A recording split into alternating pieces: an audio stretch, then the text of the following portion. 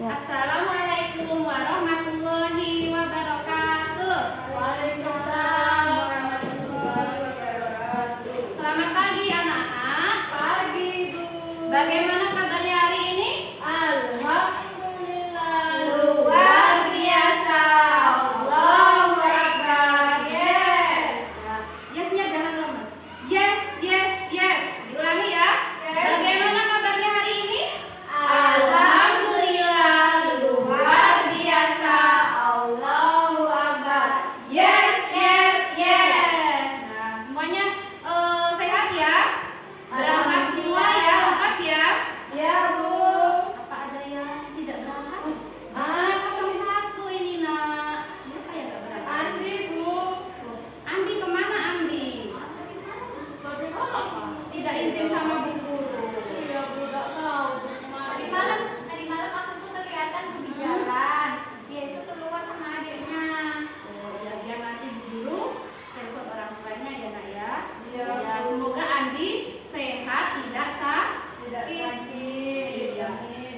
Anak-anak, kalau kalian perhatikan di rumah, di sekolah, di tempat-tempat umum, kalau bulan Agustus itu kenapa kok nuansanya itu merah putih semua?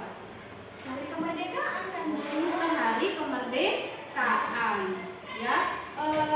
Di rumahnya Mbak Ika dihiasi seperti itu, merah putih atau gimana? Bendera aja cuma Cuman bendera, ya boleh ya. Itu salah satu bentuk untuk kita berpartisipasi memperingati Hari Kemerdekaan. Nah, Hari Kemerdekaan itu kira-kira diperingati oleh orang Situbondo saja? Apa seluruh orang di Indonesia memperingati? Seluruh Indonesia, Bu. Iya, seluruh orang Indonesia itu ketika bulan Agustus berbahagia karena di bulan itu merupakan bulan kemerdekaan. Kalau kemerdekaan itu diperoleh secara gratis apa diperjuangkan kira-kira? Dikasih oleh penjajah? Ini kamu tak kasih kemerdekaan, kamu bebas dari penjajahan bangsaku. Atau kita harus berjuang dulu, pahlawan-pahlawan kita? Berjuang, Bu. Harus berjuang terlebih dahulu. Nah, bentuk perjuangannya itu nak macam-macam. Ada yang berupa peperangan, ya, ada pula yang bentuk diplomatis. Nah, kali ini kita akan belajar bentuk perlawanan masyarakat Indonesia terhadap penjajah yang berupa atau dalam bentuk perlawanan lewat peperangan. Nah, tujuannya nanti apa? Anak-anak nanti diharapkan dapat menjelaskan tokoh dan peristiwa penting dalam perang Jawa dan perang Padri. Sebenarnya perangnya banyak, tapi hari ini kita khusus belajar perang Jawa dan perang Padri. Kemudian yang kedua, menerapkan prinsip berpikir komputasional, dekomposisi, pola abstraksi, algoritma untuk menyusun alur cerita perjuangan. Jadi nanti kalian akan diberi tugas untuk mencari informasi, kemudian merubahnya dalam ringkasan, kemudian hasil akhirnya nanti membuat poster digital tentang perjuangan bangsa menggunakan Canva. Nah, itu apa yang akan kita pelajari selama 2 kali 35 menit, berarti selama 1 jam lebih sedikit ya. Coba kita perhatikan dua tokoh ini. Ada yang sudah kenal? Ada yang sudah tahu? Tahu, Dua Bu. tokoh ini yang sebelah kanan di Ponegoro. Ya, pintar. Pemati lampu. Yang sebelah kiri tadi Imam Bonjol. Nah, dua tokoh tersebut merupakan dua tokoh yang melawan, berjuang, memimpin perlawanan perang Padri dan perang Jawa atau perang Diponegoro.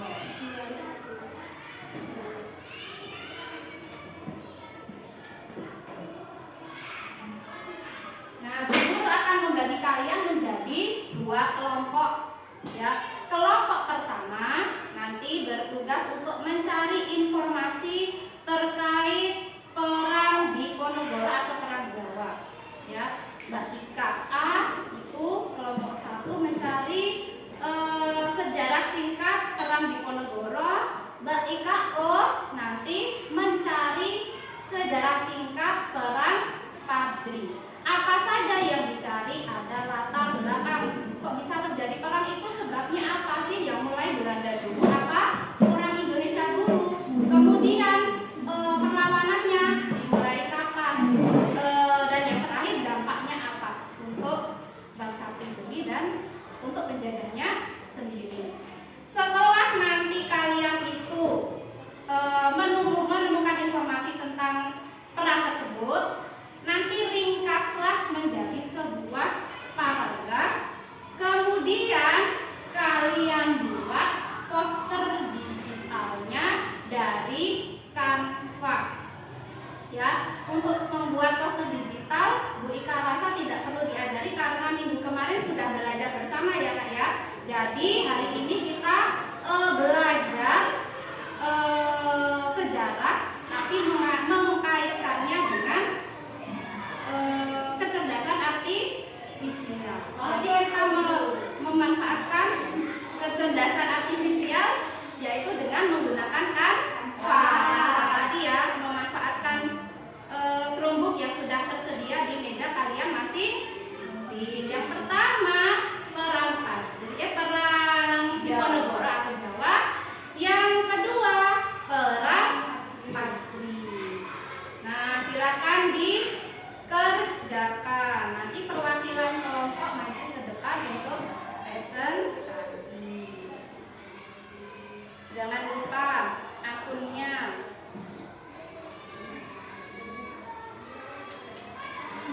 Masukkan akunnya, kemudian silahkan cari desain yang sesuai.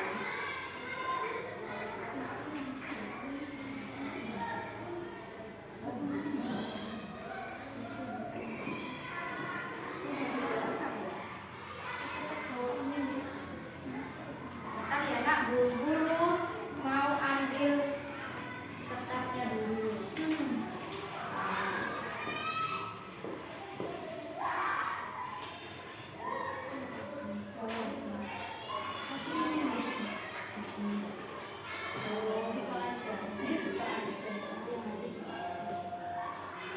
Ada kendala? Masih proses Bu. Oke.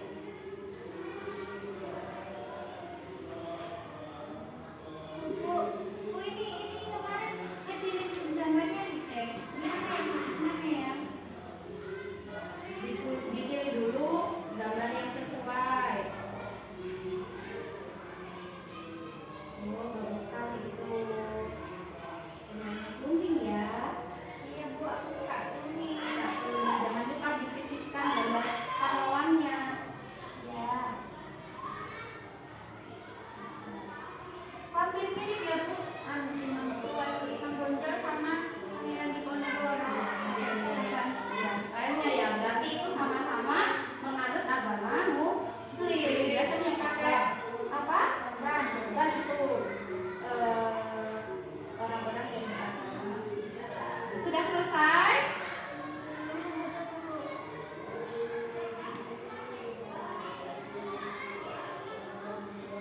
Ini gimana nyimpennya Bu? Klik di bagian bagikan. Ya. Bu, saya sudah selesai. Oh iya, sudah selesai. Boleh klik membacakan Bu. Oh iya, betul. Silakan kalau sudah selesai tugasnya diklik bagikan, kemudian simpan PDF. Disimpan di PDF. Sudah Bu. Sudah. Nah, kalau sudah dipresentasikan ke depan. Siapa yang mau maju presentasi? Mbak Ika A atau Mbak Ika O? Silakan ke depan. Saya Bu. Ayo anak-anak pemberani. Yuk, Mbak Ika O. Silakan di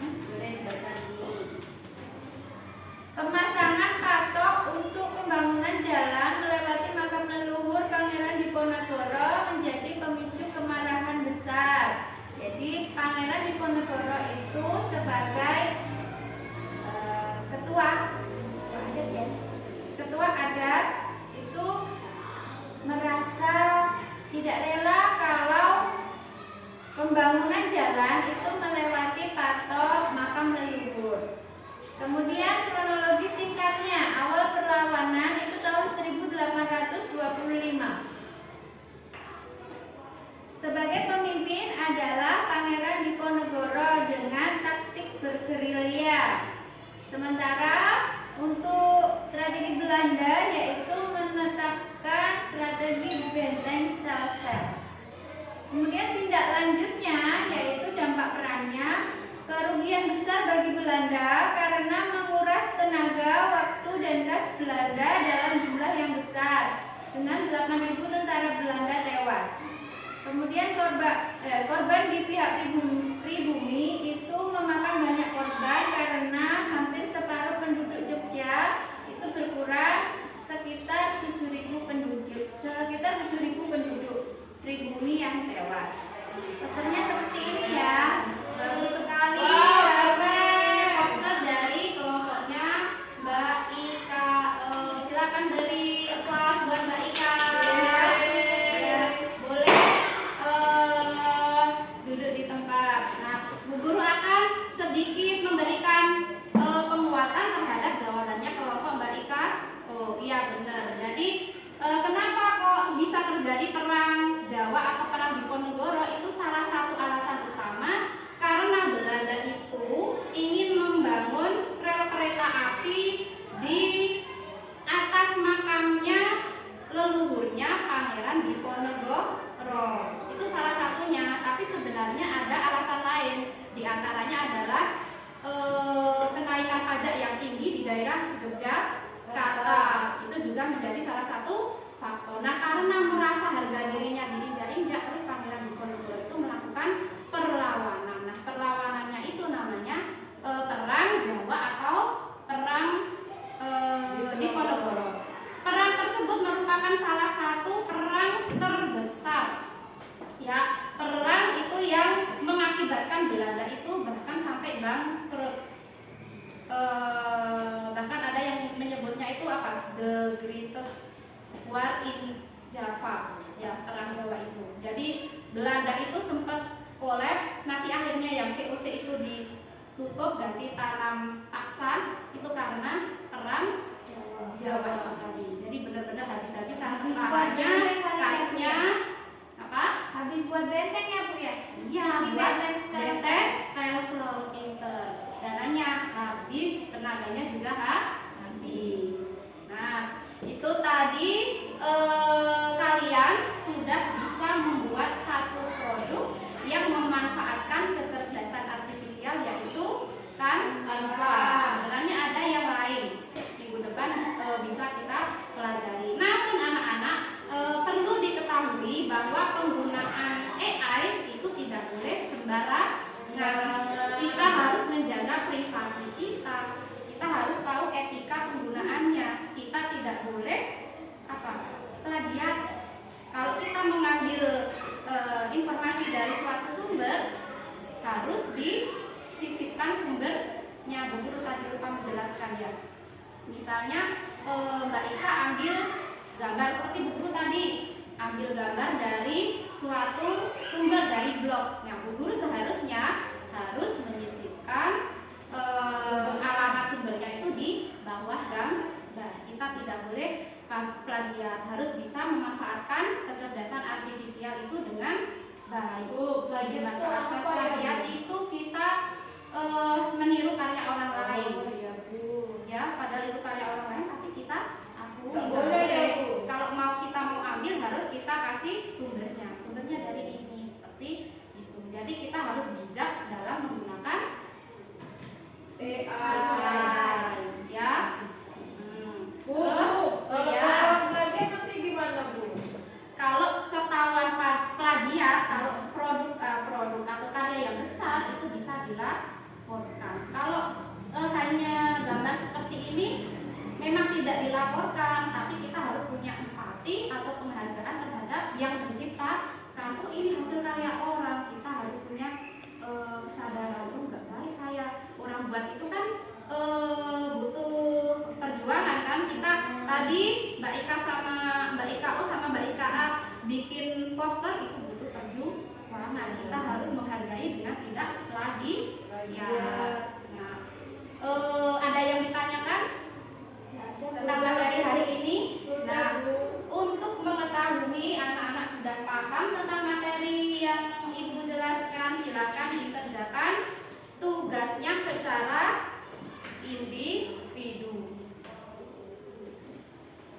Secara individu ya, dikerjakan sendiri-sendiri biar Bu Ika tahu mana yang sudah paham, mana yang belum paham.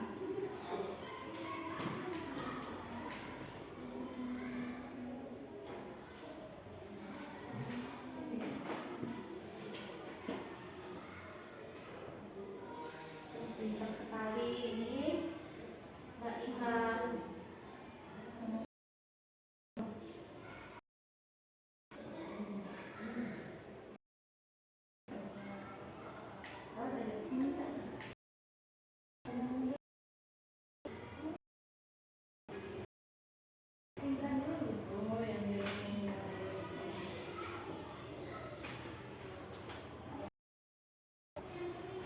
Sudah selesai? Ya, Ya, mari kita cek bersama-sama. Yang nomor 1, Perang Jawa dipimpin oleh tokoh bangsa Indonesia bernama Pangeran Pangeran Diponegoro. Diponegoro. Jawabannya betul? Betul. Perang Padri terjadi di daerah mana? Jawa, Sumatera Barat. Yang Jawa tadi Perang Padri apa Diponegoro? Yang di Jawa? Diponegoro, Bu. Nah, Diponegoro. Yang Padri di Sumatera Barat. Ya nggak apa-apa, nanti belajar lagi. Kemudian yang nomor 3, tujuan utama bangsa Indonesia melakukan perlawanan terhadap penjajah? Menguasai rempah, Bu. Iya, biar tidak menguasai rempah ya. Iya. Terus nomor 4, salah satu dampak perang Jawa akibatnya apa? Pangeran Diponegoro diasingkan, Iya, Bu, ke diasingkan. Manado. Yang menang itu orang Indonesia, Pangeran Diponegoro, tapi akhirnya itu berunding. Di perundingan itu tidak ada apa ya? Titik temunya malah Pangeran Diponegoro diasingkan. Kemudian dalam berpikir komputasional, langkah dekomposisi berarti memecah masalah besar besar menjadi menjadi bagian kecil. ya. Sudah baik semua, ada yang salah satu betul semua, tapi 80% sudah paham semua. Bagaimana kesannya belajar hari ini? Membosankan? Bikin pusing? Apa senang? Senang, Bu. Iya, senang. Alhamdulillah kalau senang, karena kalau kita itu nggak senang, apa yang dipelajari tidak akan masuk. Ya. Untuk pembelajaran hari ini Bu Ika cukupkan. Tugasnya di rumah adalah belajar materi tetap sama, tapi perlawanan rakyat Indonesia terhadap Belanda yang melalui perang 5 hari di Semarang dan pertempuran di Ambarawa yang besok dipelajari.